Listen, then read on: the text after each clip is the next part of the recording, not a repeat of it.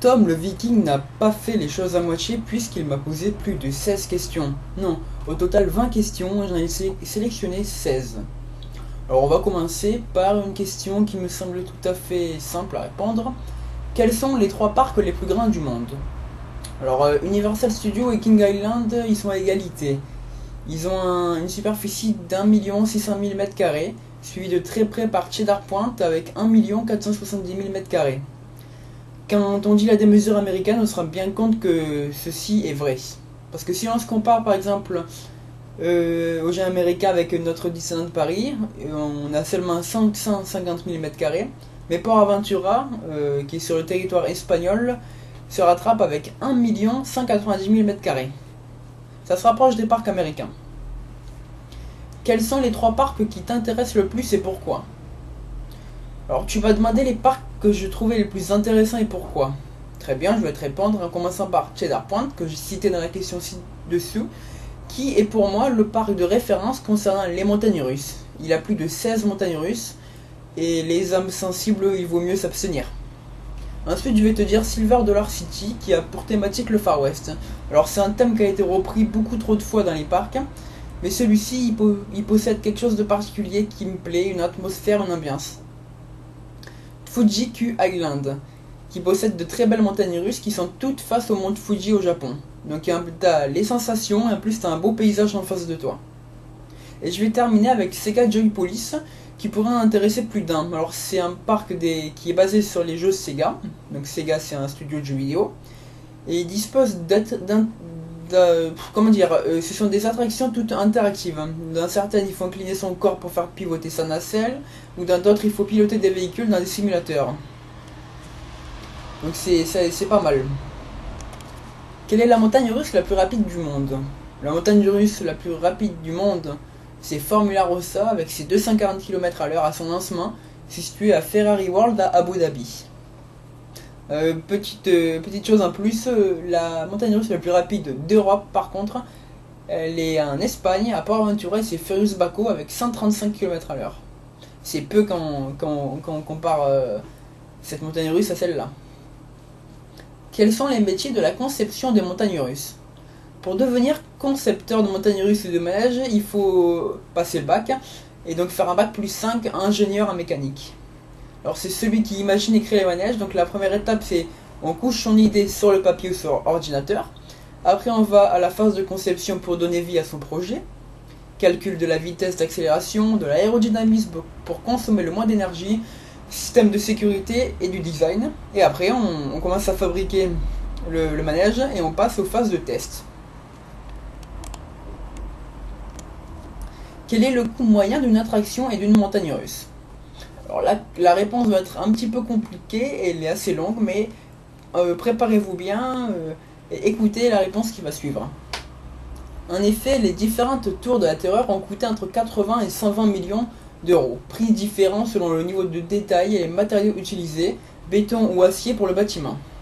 On peut noter également les 100 millions de dollars qu'a coûté Expédition Everest à Disney Animal Kingdom à Walt Disney World.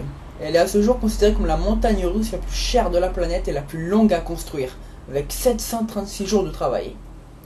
La plupart des grands classiques Disney coûtent très cher, comme Indiana Jones Adventure, c'est le Dark Ride, pour plus de 100 millions de dollars, Splash Mountain pour 120 millions de dollars, le Train de la Mine avec 80 millions de dollars et quelques, 150 millions d'euros pour la nouveauté qui est sortie en 2012 à Disney, le Dark Ride Ratatouille.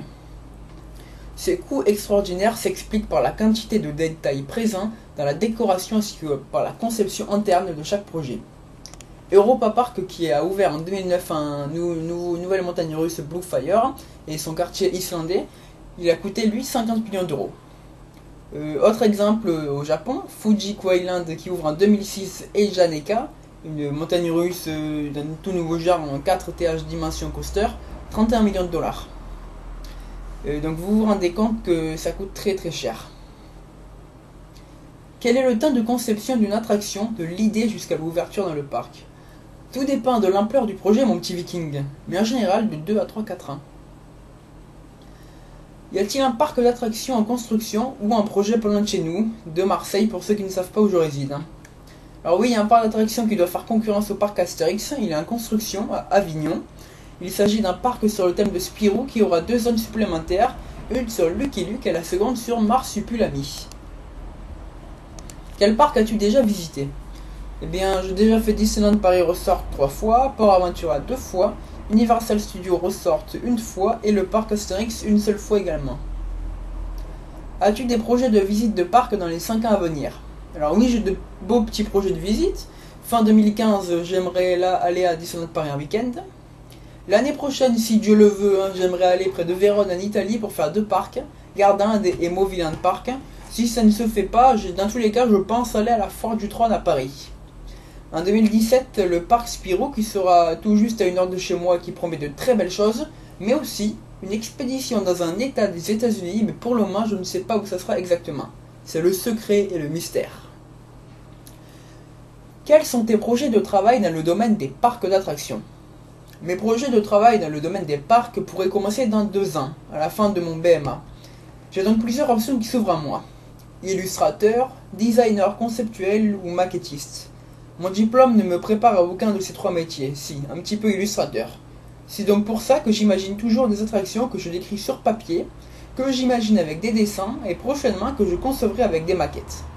Toutes mes réalisations tiendront sur un book qui me sera très utile quand je me présenterai dans les diverses sociétés.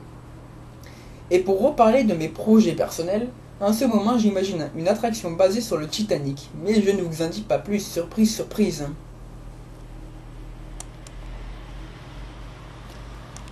Tu me demandes si un parc à thème sur les zombies serait-il envisageable? Alors je vais te dire oui, je vais te dire non, c'est un petit peu compliqué. Donc sur le long terme, non. Comme je te le rappelle, en octobre, certains pays fêtent Halloween. Les parcs en ont donc profité pour utiliser cette fête à thème horrifique dans leur parc pour une durée limitée. Le parc se transforme alors avec une multitude de décors, des audio animatroniques mais des attractions exclusives qui changent d'année en année. Le plus souvent des maisons hantées ou des spectacles horrifiques.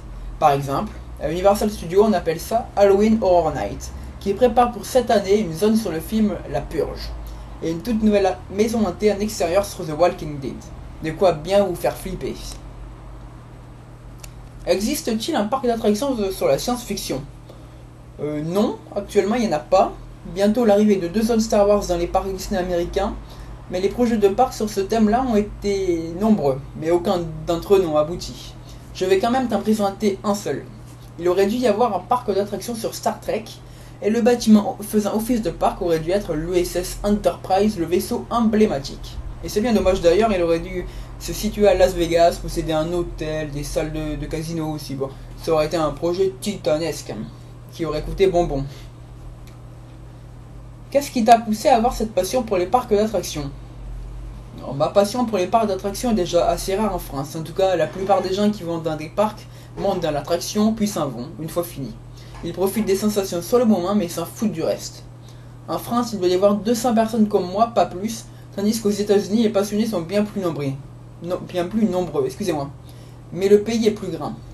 Il y a énormément de parcs, tous plus intéressants les uns que les autres, et je compte tous bien les faire, bien entendu. Des décors somptueux pour beaucoup d'entre eux, c'est cette diversité qui me plaît. De parc en parc, rien n'est pareil. Tellement de types de manèges et de montagnes réussies. Il y a quelques années de ça, j'étais allé à Disneyland Paris. Et en attendant dans l'attraction Buzz, l'éclair Astro Blaster, je me suis dit, mais toute la file d'attente est super bien décorée. On ne s'ennuie pas, merci les illustrateurs. Une fois dans ma nacelle, tous ces audio animatroniques, cette interactivité avec le décor. Et c'est là que j'ai commencé à adorer les parcs, plus que n'importe quoi d'autre au monde. Et que j'ai également commencé mes projets personnels sur les parcs. Voilà pour la petite anecdote. Le prix des goodies et de la restauration qui est très cher dans les parcs, est-ce normal ou les parcs ont des bénéfices derrière? Non, enfin anormal pour nous mais très normal pour eux. Quand vous prenez un sandwich à Disney qu'il vous coûte 10 €, vous pouvez déjà commencer à vous poser des petites questions. Et la nourriture est souvent de bien mauvaise qualité, mais ne vous arrêtez pas à ce que je vous dis. Certains restaurants peu chers ou plus chers se révèlent excellents. Il suffit de savoir lesquels. Je ferai d'ailleurs une vidéo sur la restauration dans les parcs où je pourrai un petit peu plus m'étendre sur le sujet. Combien y a-t-il de visiteurs par an à Disneyland Paris? En 2014, il y a eu 14,2 millions de visiteurs avec seulement 49% de Français. Que penses-tu des parcs qui ont un thème bien précis comme le parc Astérix en France ou Hello Kitty au Japon? Ben, les parcs qui ont un thème bien précis sont quelquefois meilleurs qu'un parc sans thème prédéfini. Les concepteurs peuvent imaginer tout ce qu'ils veulent lié à cet univers. Disney, Universal, Parc Astérix et encore Hello Kitty. Ils s'en sortent très bien. Mais Port Aventure, pour vous donner l'exemple, dispose de 4 zones diverses. Le Far West, la Polynésie, la Méditerranée, le Mexique et la Chine, et ils s'en sortent très bien pourtant. Est-ce que les montagnes russes sont vraiment dangereuses pour les cardiaques? Oui, c'est dangereux pour les cardiaques. Mais oui. Un tour endiablé de montagne russe provoque de l'arythmie cardiaque chez certains amateurs, ce qui pourrait entraîner le décès de ceux qui sont aux prises avec des problèmes cardiaques. La fréquence cardiaque moyenne au repos se situe à 91 battements par minute, ce qui est normal. Après une minute dans les montagnes russes, le pouls moyen grimpe à 153 battements par minute. Donc vous voyez que ça s'accélère. Pour preuve, tous les ans, des personnes décèdent dans les montagnes russes à cause de problèmes liés au cœur. Mais s'ils le savent, pourquoi alors est-ce qu'ils grimpent dans ces machines de la mort? On m'explique? Il n'y a pas d'explication, je pense. Parce que les employés ont beau les prévenir, les empêcher de monter, il y en a qui forcent quand même, ben dans ces cas-là, le parc y est pour rien, ils ont forcé, ben il fallait pas. Comment fonctionne l'accélération et le freinage de montagne russe?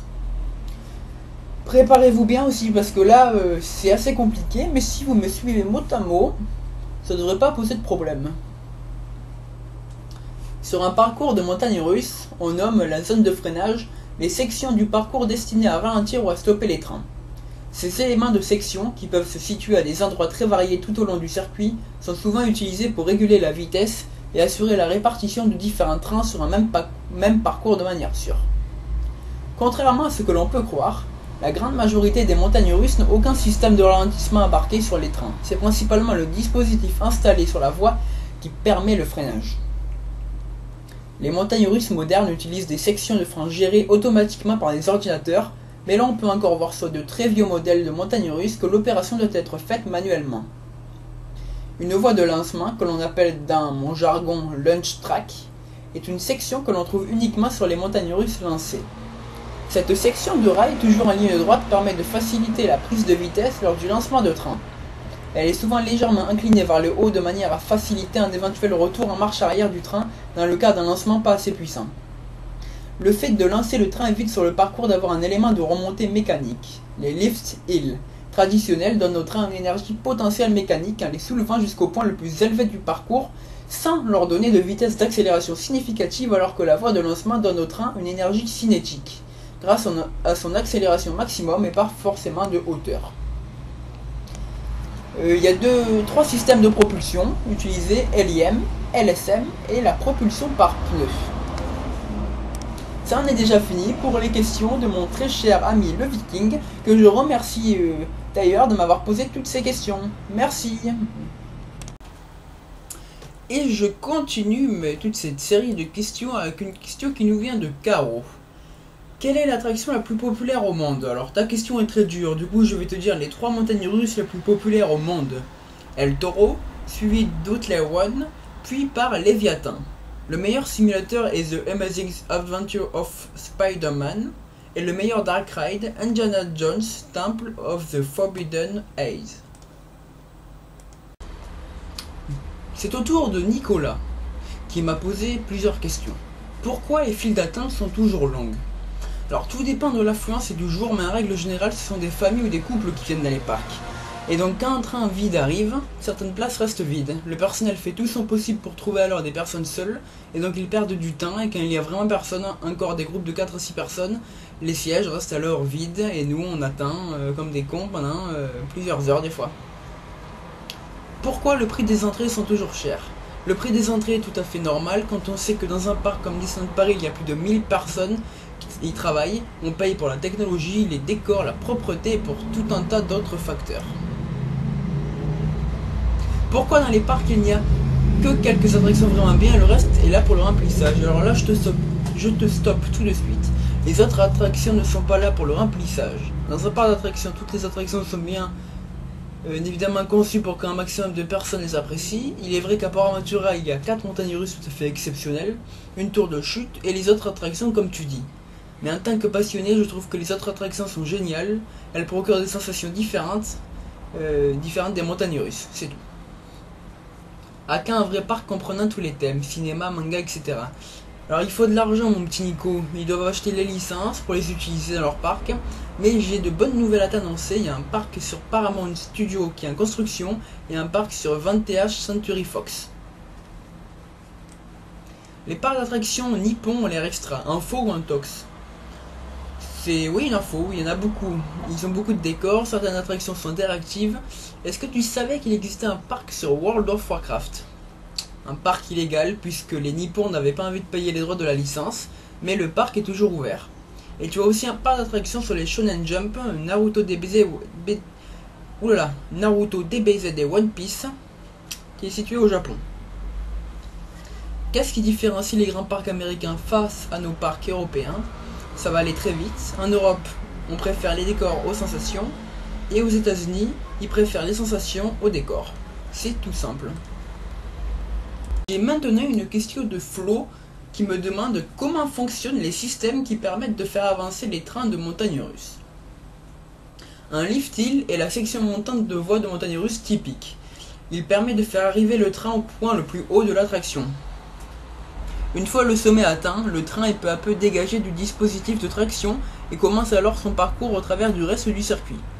Il existe différentes méthodes pour faire parvenir le train au sommet de l'attraction. Une chaîne qui passe tout le long du lift, la chaîne fonctionne en circuit fermé. Un système de propulsion par roue de friction dans lequel les pneus vont permettre d'amener le train au point le plus haut. Donc une roue de friction drive tier ou squeeze tier en anglais selon le contexte. C'est un pneu motorisé utilisé pour propulser un train le long du rail.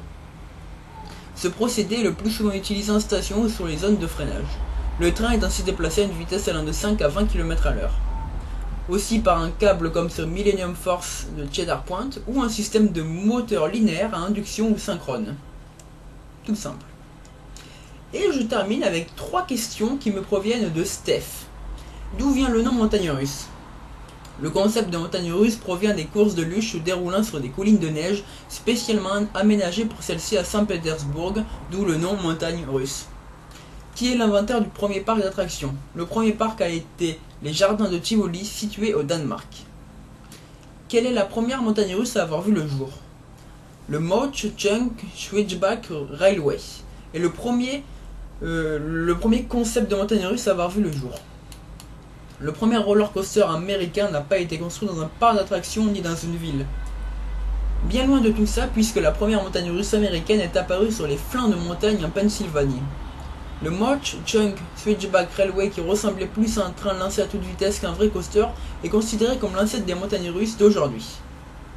L'entrepreneur d'une compagnie minière, Josiah White, a fait construire son Gravity Road, voie de la gravité en 1827, pour acheminer rapidement le charbon des mines de Summit Hill aux rives de la rivière Lewig, pour aboutir à la ville de Mo-Chunk, un voyage de 14 km.